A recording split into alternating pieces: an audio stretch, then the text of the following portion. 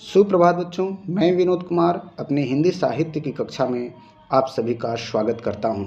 बच्चों, आज मैं व्याकरण से एक विषय लेकर प्रस्तुत हुआ हूं जिसका नाम है रस। सबसे पहले रस का तात्पर्य हम बता देना चाहते हैं आपको। रस का तात्पर्य होता है आनंद। परीक्षा के दृष्टिकोण से रस का तात्पर्य पूछा जा सकता है, तो इसको याद रखिएगा, रस का तात्पर्य होता है आनंद। अब रस है क्या, उसको समझ लेते हैं। किसी भी भाषा के साहित्य में रस के बिना काव्य की सत्ता की कल्पना ही नहीं की जा सकती है। भारतीय साहित्य शास्त्रियों ने काव्य में रस की अनिवार्यता को समझा और स्पष्ट भी किया है। जैसे कि रस्यते इति रसः के अनुसार रस का तात्पर्य स्वाद से है। जिस प्रकार भोजन जब मुख में डाला जाता है तब अनेक प्रकार का स्वाद प्राप्त होता है, ठीक उसी प्रकार काव्य के पढ़ने में हमें अनेक प्रकार के आनंद की उपलब्धि होती है। अर्थात हमारे हृदय में एक ऐसे अनिर्वचनीय भाव का संचार होता है जो आनंद स्वरूप है। इसी अलौकिक आनंद को रस की संज्ञा दी गई है। रस से सरोबारा वाक्य ही काव्य कहलाता है। इसीलिए तो काव्य को पढ़कर हम थोड़ी देर के लिए आनंद मग्न हो जाते हैं। जैसे कि आचार्य विश्वनाथ जी के अनुसार वाक्यम रसात्मकम काव्यम है। इसका अर्थ होता है, हिंदी अर्थ है, रस युक्त वाक्य समूह को काव्य कहते हैं। रस युक्त वाक्य समूह को काव्य कहते हैं, ऐसा विश्वनाथ आनंद जी ने कहा है। कभी कभी ये परीक्षा में पूछ लिया जाता है, वाक्यम रसात्मकम काव्यम, यह पंक्ति किसने कही है, तो याद रखिएगा, आचार्य विश्वनाथ जी ने। आचार्य शुक्ल ने भी रस के बारे में कहा है। रस के बारे में कहते हुए ये कहते हैं कि रस को काव्य की आत्मा मानी जाती है। भारतीय नाट्य शास्त्र के रचयिता आचार्य भरत मुनि ने रस की परिभाषा देते हुए कहा है, विभावानुभाव व्यभिचारी संयोग दृश्य निष्पत्ति। अर्थात इसका अर्थ क्या निकलता है? इस सूत्र का अर्थ है विभाव, अनुभाव तथा व्यभिचारी भावों के सहयोग से रस की निष्पत्ति होती है। यह रस दशा ही हृदय का स्थायी भाव होता है। अब देखिए, ये कभी कभी प्रश्न में ये भी पूछ लिया जाता है कि बताइए जो भरत मुनि का रस सूत्र क्या है, तो आप बताएंगे विभावानुभाव व्यभिचारी संयोग दृश्य निष्पत्ति। और विभावानुभाव व्यभिचारी संयोग दृश्य निष्पत्ति में रस के कौन से तत्व का वर्णन नहीं है दिखाई देता, तो ये भी आप लोग बता देंगे, बताएंगे कि स्थायी भाव का उसमें अवलोकन नहीं किया गया है। इन तीनों के संयोग से विभाव के, अनुभाव के, व्यभिचारी भाव या संचारी भाव के संयोग से रस की निष्पत्ति होती है, तो अस्थायी भाव जन्म ले लेता है। तो उस अस्थायी भाव का जन्म इन तीनों के संयोग से होता है। उपयुक्त सूत्र में कई पारिभाषिक शब्द आए हैं, अतः उनका आशय जान लेना अति आवश्यक है, जो कि निम्नलिखित हैं। तो इस तरह हम रस के 4 अवयव पढ़ते हैं, चाहे अवयव कहिए चाहे तत्व कहिए, इनको याद रखिएगा। कभी कभी अंग पूछ लिया जाता है, रस के कितने अंग हैं, रस के कितने अवयव हैं, तत्व हैं। इस आधार पर 4 ही होते हैं। पहला है विभाव, दूसरा अनुभाव, तीसरा संचारी भाव या व्यभिचारी भाव, चौथा स्थायी भाव। अब एक एक रस के अंग का थोड़ा थोड़ा वर्णन करते चलते हैं, ध्यान रखिएगा, इसको समझने की कोशिश करिएगा। पहला है विभाव। विभाव क्या होता है वो जान लेते हैं। जो भाव जागृत के कारक होते हैं वो विभाव कहलाते हैं। ऐसे भाव जो स्थायी भाव को जागृत करते हैं। किसको जागृत करते हैं? स्थायी भाव को जागृत करने वाले को ही विभाव कहा जाता है। ध्यान रखिएगा, बहुत इंपॉर्टेंट है। कभी कभी परीक्षा में पूछ लिया जाता है कि स्थायी भाव को जागृत कौन करता है, तो आप लोग याद रखिएगा कि विभाव करता है। जैसे कहानी, कविता के पात्र, घटनाएं, स्थितियां जिन्हें देखकर पाठक के हृदय में भाव जागृत होते हैं, वो विभाव कहलाते हैं। इस प्रकार हम कह सकते हैं कि साहित्य में व्यक्त संसार ही विभाव है। ये भी पूछा जा सकता है, साहित्य में व्यक्त संसार क्या कहलाता है, तो विभाव कहलाता है। विभाव के 2 भेद होते हैं, वेरी इंपॉर्टेंट है, इसको ध्यान में रखिएगा। विभाव के 2 भेद होते हैं, एक आलंबन विभाव, दूसरा उद्दीपन विभाव। आलंबन और उद्दीपन को समझ लेते हैं कि आलंबन का क्या मतलब होता है, उद्दीपन का क्या मतलब होता है, इनका क्या सहयोग है स्थायी भाव के दृष्टिकोण से। तो देखते हैं, जैसे पट या पर्दे पर प्रकट मूल विषय वस्तु को आलंबन कहा जाता है। अब ये बहुत ध्यान रखिएगा कि पर्दे पर जो विषय हैं, विषय वस्तु होती है, वही क्या होती है, आलंबन होता है। उदाहरणतः जैसे पट पर प्रिया और प्रीति प्रेम को देखकर भाव जागृत होता है। अब यहाँ पे ध्यान रखने योग्य बातें हैं कि प्रिया और प्रिय क्या हैं, इसमें आलंबन है। प्रिया और प्रिय क्या है, इसमें है आलंबन है। तो आलंबन इस दृष्टिकोण से आलंबन के भी दो भेद हो जाते हैं, उसको ध्यान रख लेते हैं। कौन कौन से दो भेद हैं? एक है आलंबन विभाव और दूसरा आश्रय विभाव। तो आलंबन क्या होता है? वह जिसे देखकर भाव जागृत होते हैं, वह जिसे देखकर भाव जागृत होते हैं। आश्रय क्या होता है? जिसके हृदय में आलंबन को देखकर भाव जागृत होता है। अगर यदि आपको एक उदाहरण से समझाया जाए तो उस उदाहरण से को देखकर समझिए। जैसे उदाहरण हैं, प्रिय को देखकर प्रिया के हृदय में प्रेम उत्पन्न हुआ। तो यहाँ प्रिय जो है आलंबन हो गया, चूँकि जिसे देखकर प्रिया के मन में अस्थायी भाव जन्म ले रहा है वो आलंबन है और प्रिया आश्रय हो जाती है।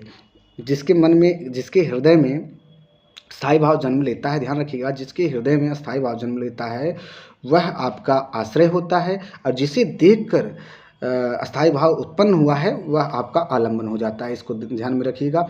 आगे देखते हैं फिर से,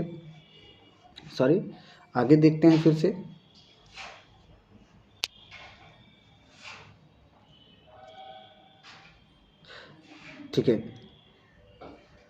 उद्दीपन विभाव। उद्दीपन विभाव क्या होता है ये भी समझ लेते हैं। चूँकि हमने स्टार्टिंग में पढ़ा विभाव के कितने भेद होते हैं, दो भेद होते हैं, और दोनों को पढ़ने के बाद वो पहला हम आलंबन जान चुके हैं, अब दूसरा उद्दीपन जानेंगे। उद्दीपन क्या होता है? उद्दीपन विभाव आलंबन विभाव को पूर्णतः तक पहुंचाने के लिए जो स्थितियां सहायक होती हैं उन्हें उद्दीपन कहता है। अर्थात अस्थायी भाव को जो उद्दीप्त कर दे, स्थायी भाव को जो बढ़ाने का काम करता है वो उद्दीपन विभाव कहलाता है। प्रिय और प्रिया के प्रेम में एकांत का स्थान का होना, मनोरम स्थल होना, नायिका का श्रृंगार जो सौंदर्य होता है उसको देखकर, प्रेम भरी उसकी बातें सुनकर, ये सब क्या करते हैं? अस्थायी भाव को उद्दीप्त करते हैं, मतलब अस्थायी भाव को बढ़ाने का काम करते हैं पंक्तियों के आधार पर। आगे चलते हैं। अब आगे अनुभाव दूसरा पॉइंट पढ़ते हैं, दूसरा अंग पढ़ते हैं। क्या है? अनुभाव है। अनुभाव क्या कहता है? आश्रय की चेष्टाओं को अनुभाव कहते हैं। आश्रय की जो चेष्टाएं होती हैं, जो उसकी क्रियाशीलता होती है वह क्या कहलाती है? अनुभाव कहलाते हैं। इससे सूचना मिलती है कि आश्रय के हृदय में विशेष अनुभूति क्रियाशील हो चुकी है। प्रिय को देखकर प्रिया का शर्माना, मुस्कुराना, प्रिया की ओर आकर्षित होना आदि क्या होता है? ये अनुभाव की श्रेणी में चला जाता है। उसके बाद तीसरा महत्वपूर्ण पॉइंट पढ़ते हैं अंग के रूप में, रस के अंग के रूप में, संचारी या व्यभिचारी। संचारी भाव मनुष्य के मन में विकसित होने वाले मनोभाव हैं जो क्षणिक होते हैं, पानी के बुलबुले के समान होते हैं, उत्पन्न होते हैं और समाप्त हो जाते हैं तथा उनकी स्वतंत्र सत्ता कोई नहीं होती। ये अस्थायी भाव के साथ विचरण करते हैं और उन्हें पुष्ट करते हैं। आगे कहता है, ये किसी एक अस्थायी भाव के मित्र न होकर अवसर के अनुकूल अनेक अस्थायी भावों का साथ देते हैं। इसलिए इन्हें एक ओर संचारी अर्थात संचरण करने वाला कहा जाता है, दूसरी ओर व्यभिचारी अर्थात एक से अधिक के साथ रमण करने वाला भी कहा जाता है। आचार्य भरत मुनि ने इनकी संख्या 33 बताई है। और पूछ लिया जाता है, कभी कभी प्रश्न में अक्सर आता है कि संचारी भावों की संख्या कितनी होती है, तो 33 याद रखिएगा, जिसमें निर्वेद, आवेग, दैन्य, श्रम, मद, जड़ता, उग्रता, मोह, विबोध, स्वप्न, अपस्मार, गर्व, मरण, अलसता, अमर्ष, निद्रा, अविहित, औत्सुक्य, उन्माद, शंका, स्मृति, मत, व्याधि, संत्रास, लज्जा, हर्ष, असूया, विषाद, घृत, चपलता, ग्लानि, चिंता, वितरक, ये 33 प्रकार के संचारी भाव होते हैं, जिसको भी याद करिएगा। अब महत्वपूर्ण सबसे अंग जो कि रस का सबसे महत्वपूर्ण अंग माना जाता है, स्थायी भाव। रस रूप में बदलने वाले और संपूर्ण प्रसंग में व्याप्त रहने वाले भाव को स्थायी भाव का कहा जाता है। अब देखिए, प्रत्येक मनुष्य के हृदय में क्या होता है कि अस्थायी भाव अंतर्निहित होता है। प्रत्येक मनुष्य के मन में सुषुप्तावस्था में यह निहित होता है तथा अनुकूल परिस्थिति, जैसे ही उसको अनुकूल परिस्थिति मिलती है वह जागृत हो जाता है तथा रस रूप में वह बदल जाता है। पहले अस्थायी भाव जागृत होता है और उसके बाद वह रस में परिवर्तित हो जाता है। एक अस्थायी भाव का संबंध एक रस से होता है। अतः मुख्य रूप से अस्थायी भावों की संख्या 9 मानी गई है, लेकिन बाद के जैसे जैसे समय बदलता गया दो रस और जोड़ दिए गए हैं। कुल मिला के सामान्यतः देखा जाए तो 11 रस होते हैं, 11 स्थायी भाव होंगे और ये उनके 11 रस होंगे। लेकिन मुख्य रूप से जो जिनकी गणना रसों में की जाती है वह 9 ही माने जाते हैं। पहला है स्थायी भाव रति, दूसरा शोक, तीसरा क्रोध, चौथा घृणा, पांचवा समवैराग्य, उत्साह, छठा सातवां हंसी और आठवां भय और अंत में आपका विस्मय है।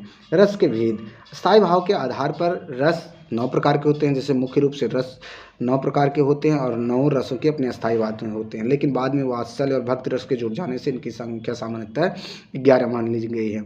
मतलब 11 स्थायी भाव होंगे तो 11 रस होंगे। पहला रस हम ले लेते हैं श्रृंगार रस। सबसे अति महत्वपूर्ण रस है, इससे प्रश्न जरूर बनते हैं, इसको ध्यान में रखिएगा। श्रृंगार का संबंध स्त्री पुरुष की रति से है। इसे रसों का राजा भी कहा जाता है।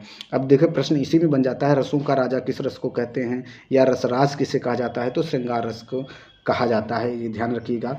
रस के 2 भेद बताएंगे गए हैं, संयोग रस, संयोग श्रृंगार रस, वियोग श्रृंगार रस। पहला संयोग श्रृंगार रस को ध्यान में रख लेते हैं।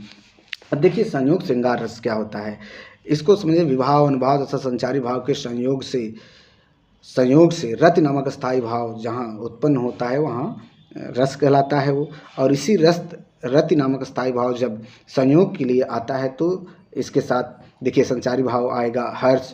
अब इसमें सबसे बड़ी महत्वपूर्ण बातें हैं, जब कठिन बनाता है प्रश्न तो पूछ लेता है संयोग रस का स्थायी भाव क्या है, संचारी भाव क्या है, आलंबन क्या है, आश्रय क्या है। ये 4 पॉइंट अक्सर पूछ लिए जाते हैं, महत्वपूर्ण होते हैं, इनको ध्यान में रखते हैं। तो याद रखिएगा स्थायी भाव रति है, संचारी भाव उसका हर्ष, औत्सुक्य, स्मृत, लज्जा, मोह, आवेग, मद, उन्माद और आलंबन। जैसे कि अगर उदाहरण में कृष्ण हैं, आदि नायक व नायिका हैं या प्रिय व्यक्ति है तो उसको ले लिया जाएगा। आश्रय जैसे कृष्ण हैं तो उनका आश्रय राधा, आदि नायिका प्रियजन आदि होंगे। अनुभव क्या होगा, लजाना, हर्ष, मद, असूया, मधुर आलाप, आलिंगन, रोमांच। उद्दीपन क्या है, एकांत, वन, उपवन, नदी का किनारा, प्रेममयी युक्त उक्त का सुनना। अब उदाहरण देख लेते हैं श्रृंगार रस में संयोग श्रृंगार का। एक जंगल है तेरी आंखों में, मैं राह भूल जाता हूँ, तो किसी रेल से गुजरती है, मैं किसी पुल से थरथराता हूँ। अब इसमें देखिए स्पष्टीकरण, इसमें प्रिया आलंबन है, प्रेमी जो आश्रय है, जिसके हृदय में प्रेमिका को देखकर स्थायी भाव उत्पन्न हुआ था। नायिका की आंखों की गहराई उद्दीपन है, आश्रय का कंपन, रोमांच, उद्वेग, अनुभाव है। इस तरह हम इसका स्पष्टीकरण समझ लेते हैं। वियोग श्रृंगार में देख लेते हैं, प्रेम में प्रिया के बिछुड़ने की अनुभूति होती है तो वियोग श्रृंगार की अभिव्यक्ति। जब प्रेम में या क्या होता है नायक नायिका दूसरे से बिछड़ते हैं तो वहाँ जिसकी अनुभूति है वियोग श्रृंगार में चली जाती है। तो इसका स्थायी भाव भीरति है, संचारी भाव उग्रता, संत्रास, आलंबन श्री कृष्ण का वियोग, आश्रय गोपियाँ, अनुभाव अश्रु और उद्दीपन होगा पावस ऋतु, मथुरा की स्मृतियाँ। उदाहरण देख लेते हैं, निस दिन बरसत नैन हमारे, सदा रहत पावस ऋतु हम पे, जपते श्याम सिधारे। इसमें आश्रय क्या है कि आप गोपियों को रखेंगे और आलंबन कौन है, यहाँ पर भगवान कृष्ण हैं। आँख जो नैन की बात की गई है वह अनुभाव है, जिसकी आंखों से आंसू गिर रहे हैं। इस तरह हम इसका स्पष्टीकरण समझ लेते हैं। उसके बाद दूसरा रस महत्वपूर्ण है वीर रस। उत्साही स्थायी भाव जब विवाह अनुभाव तथा संचारी भावों से पुष्ट होता है तो वहाँ वीर रस की अनुभूति हो जाती है। इसका स्थायी भाव क्या है, उत्साह है।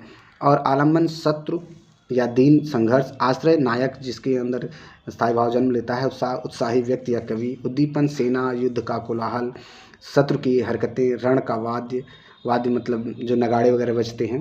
अनुभाव गर्व, हर्ष, वचन, भुजाओं का फड़कना, आक्रमण।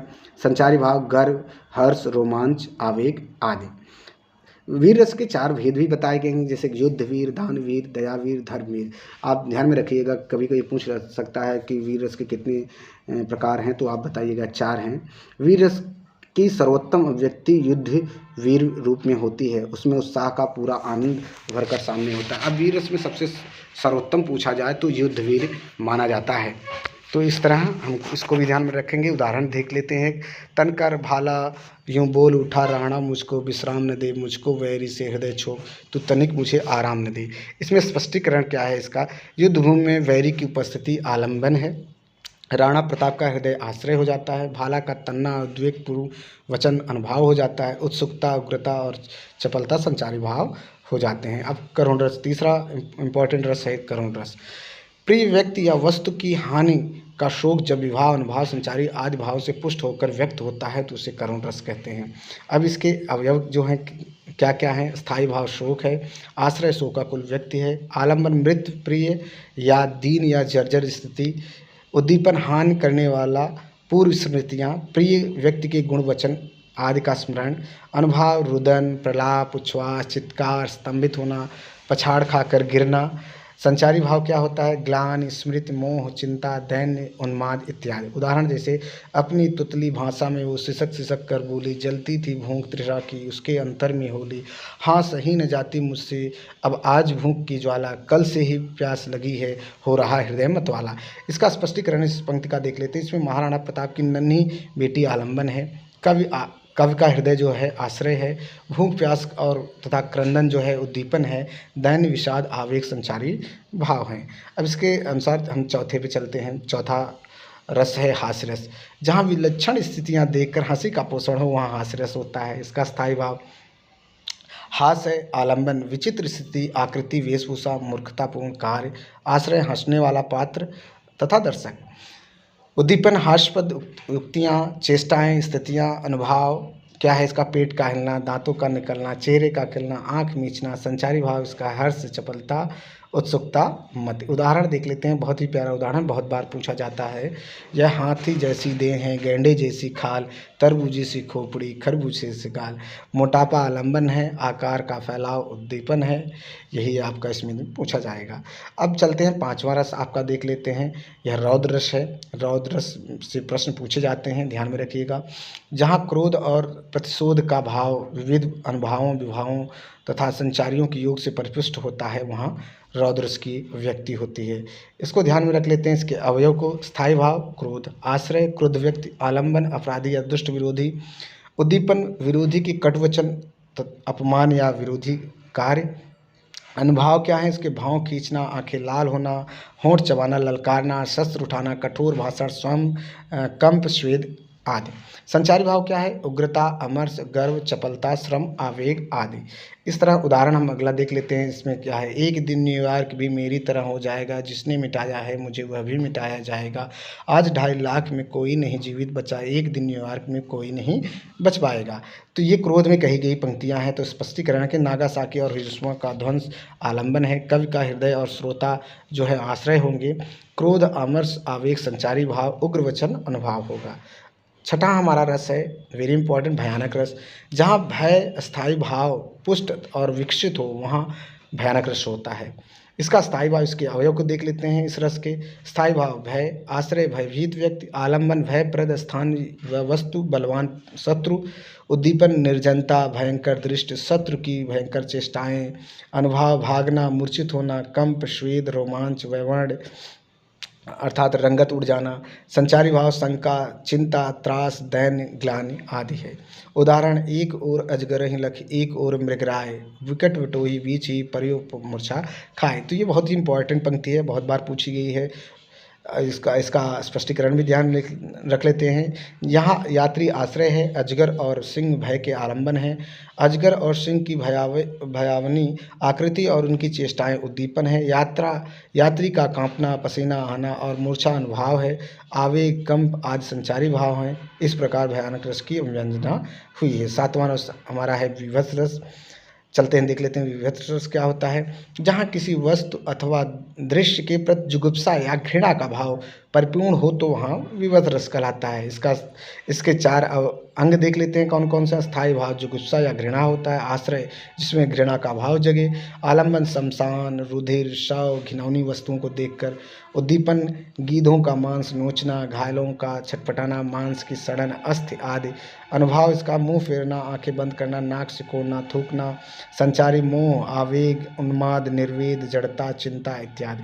अब जैसे एक उदाहरण, बहुत ही ज़बरदस्त उदाहरण है, अक्सर पूछा जाता है, इसलिए कि बच्चों ध्यान रखिएगा और इसको ध्यान में रखकर इस तरह से जितने भी रस से संबंधित उदाहरण आएंगे, जैसे जैसे मैंने पढ़ा है उसको समझ कर आप करिएगा। सिर पर बैठे हो कागद, आँख दो खात निकारत हैं, जीवत खींचत जिभं श्याम अति आनंद उर्धारत, गीत गीध जांघ को खोद खोद के मांस उपारत, स्वान अंगुरिन काट काट के खाद विदारत। यहाँ गीत की जगह गीध है, तो इसको ध समझिएगा।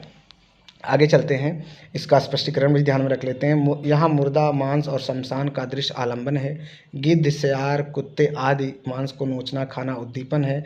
राजा का इनके बारे में सोचना और मोह ग्लानि आदि संचारी भाव है। राजा में घृणा का भाव स्थायी भाव है। अद्भुत रस देख लेते हैं। आठवां रस बहुत इंपॉर्टेंट है। आश्चर्यजनक एवं विचित्र वस्तु को देखने व सुनने में जब आश्चर्य का पोषण होता है तब वह अद्भुत रस कहलाता है। इसमें इसके स्थायी भाव जान लेते हैं। विस्मय है, आश्रय भाव क्या है, विस्तृत व्यक्त है, आलंबन क्या है, अद्भुत वस्तु या विचित्र वस्तु, अलौकिक घटना, उद्दीपन क्या है, इसमें आश्चर्यजनक वस्तुओं का वर्णन, वस्तु की विलक्षणता, अनुभव क्या है, रोमांच, स्तंभ, आंखें फाड़ कर देखना, गदगद होना। संचारी भाव क्या है, हर्ष, वितर्क, औत्सुक्य, भ्रांति, चपलता, आवेग, इसका संचारी भाव है। अखिल, अब उदाहरण देख लेते हैं। अखिल भुवन चर अचर सब हरि मुख में लखिमात, चकित भई गदगद वचन विकसित दृग पुलकात। अब देखते हैं इसका स्पष्टीकरण भी ध्यान में रख लेते हैं। यहाँ यशोदा आश्रय है, कृष्ण मुख आलंबन है, मुख के भीतर का दृश्य उद्दीपन है, आँखों का फैलना, गदगद वचन अनुभाव है, दैन्य भय आज संचारी भाव है। इसमें आश्चर्य का भाव पुष्ट होकर अद्भुत रस के रूप में व्यक्त हुआ है। जो महत्वपूर्ण अंतिम जो नौवां है वह शांत रस है, जहाँ संसार के प्रति वैराग्य का भाव रस अवयवों से परिपूर्ण होकर अव्यक्त होता है, वहाँ शांत रस होता है। इसका स्थायी भाव निर्वेद, सम, वैराग्य, तीनों में से कोई आ सकता है, पूछा जा सकता है, तीनों याद रखिएगा। आलम्बन संसार की आधार ताल, प्रभु चिंतन, उद्दीपन सत्संग, तीर्थाटन, धर्मशास्त्र, सन्यासियों की वाणी, अनुभव अश्रु बहाना, आंखें मूदना, अलौकिक प्रसन्नता, संचारी घृत हृदय, हर्ष, दैन्य ग्लानि आदि। जैसे उदाहरण से देख लेना, मेरो अनंत कहाँ सुख पावे, जैसे उड़ी जहाज को पंछी पुन जहाज पे आवे, सूरदास प्रभु काम धेन तज छेरी कौन दुहावे। स्पष्टीकरण, संसार की असरता जो असारता है आलंबन है, जहाज का पंछी उद्दीपन है, कामधेन और छेरी का धुना उद्दीपन है, घृत संचारी भाव है, घृत जो है। अब अगला रस हम 10वां रस जो पढ़ते हैं अक्सर सूरदास की पंक्तियों में आपको कृष्ण भगवान के बाल काल का जो वर्णन है वो वात्सल रस में ही लिखा गया है। जब भी जहाँ भी आपको सूरदास की पंक्तियाँ मिले और उसमें कृष्ण के बाल काल का वर्णन हो तो समझ लीजिएगा कि वो वात्सल रस में लिखा गया है। जहाँ बाल रति का भाव रस अवयव में परिपुष्ट होकर रस रूप में व्यक्त होता है, वहाँ वात्सल रस होता है। इसका स्थायी भाव बाल रति है। आलम्बन बालक का मोहक रूप, उद्दीपन बालक की स्वाभाविक चेष्टाएं, आश्रय माता पिता या पाठक, अनुभव गले से लगाना, बाहें फैलाना, संचारी हर्ष, मोद, चपलता।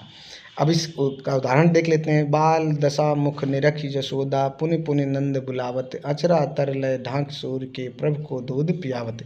स्पष्टीकरण यहाँ ये है कि यहाँ यशोदा आश्रय है, कृष्ण आलंबन है, कृष्ण की सहजता उद्दीपन है, नंद को बुलाना अनुभव है और संचारी भाव हर्ष मोद और हर्ष मोद संचारी भाव है। अंतिम रस भक्ति रस है, जहाँ ईश्वर प्रेम का भाव रस के अवयवों में परिपुष्ट होकर रस रूप में परिणित होता है, वहाँ भक्ति रस होता है। ईश्वर के प्रति जहाँ प्रेम दिखाया जाए। स्थायी भाव इसका देखिए क्या है, भगवत रति है, आलम्बन ईश्वर की महिमा है, उद्दीपन प्रभु मूर्ति है, आश्रय भक्त है, अनुभव आँखों का मूदना, शांत मन तल्लीनता, संचारी भाव निर्वेद और घृत अलसता दैन्य है इसका। और उदाहरण इसका देख लेते हैं, आपकी पुस्तक से संबंधित उदाहरण है। हमारे हरिहर हारिल की लकड़ी, मन क्रम वचन नंद नंदन और यह दृढ़ कर पकड़ी, जागत सोवत स्वप्न दिवस निश कान कान चक्री। स्पष्टीकरण इसमें क्या है, इसमें हरि आलंबन है, भक्ति भक्त कवि आश्रय है, हारिल की लकड़ी उद्दीपन है, भक्त वचन अनुभाव हैं, अघृत निर्वेद संचारी भाव है। इस तरह सभी रसों का हमने वर्णन कर दिया है। तो बच्चों ध्यान में रखिएगा कि इसको बहुत जल्दी पढ़ाया है, थोड़ा सा समय लगता है, लेकिन फिर भी मैंने जल्दी में ही सभी रसों के बारे में आपको बताया है। तो इसको ध्यान से 1 से 2 बार वीडियो देखिएगा, अपने आप सभी रस आपको पता चल जाएंगे। सबसे महत्वपूर्ण बात है जिसमें इम्पॉर्टेंट रखता है वो यह कि रस से संबंधित रस का स्थायी भाव पूछा जाएगा, उसके उदाहरण पूछे जाएंगे, उदाहरण पहचानने के लिए पूछा जाएगा। और साथ ही साथ तो जो भी कोई एक पंक्ति दे देगा और उसमें पूछेगा कि इसका स्थायी भाव क्या है, या दूसरी बात पूछ सकता है इसका विभाव क्या है। विभाव में आलंबन और आश्रय को पूछ सकता है, और संचारी भाव भी पूछ सकता है, अनुभाव भी पूछ सकता है। इसलिए मैंने पूरे PDF में जो रिकॉर्डिंग दी है आपको, उसमें सब हर एक रस का अपना अपना स्थायी भाव, संचारी भाव, विभाव, अनुभाव सब के बारे में व्याख्या की है। इसको ध्यान से देखिए और ध्यान से समझिएगा, और परीक्षा के दृष्टिकोण से बहुत महत्वपूर्ण है, ध्यान में रखते हुए इसको पढ़िएगा। आज के लिए इतना ही, धन्यवाद।